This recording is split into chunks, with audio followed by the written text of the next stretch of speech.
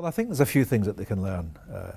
First of all, change is a constant and disruption is here and it's going to continue to happen. So I think no matter what walk of life you're in, you have a choice. You either disrupt or you get disrupted. There's no in between. So I think you need to think about how that plays out for those in the airport community.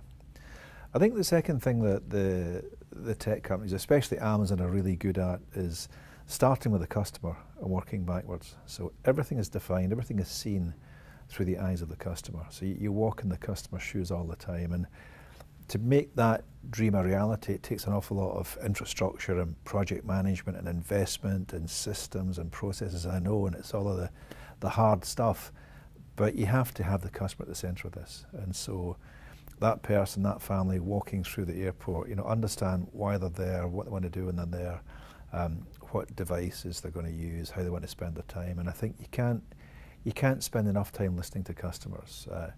The GAFA type companies are great at soliciting feedback, great at processing it.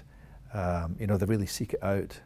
It's harder if somebody's just walking through an airport. We don't want to be stopped with people with big surveys every 10 minutes, but you've got to find a way of connecting with people in the way that they're happy to connect with you.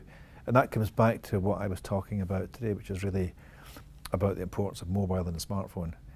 That's the device of choice for all young people today. Older people are becoming much more that way as well. I think in the next 5 to 10 years' time, everyone on the planet, certainly everyone with a passport, anyone who's going to travel, will have a smartphone.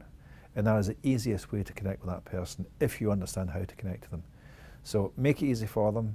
As an airport operator, make the Wi-Fi great, make the bandwidth good. Don't make people jump through lots of hoops and fill in lots of forms trying to find wherever the bloody free Wi-Fi is. Just make it easy for them. Take the friction out of the process. So make it easy for them, understand them, give them what they want, and then think about that disruption.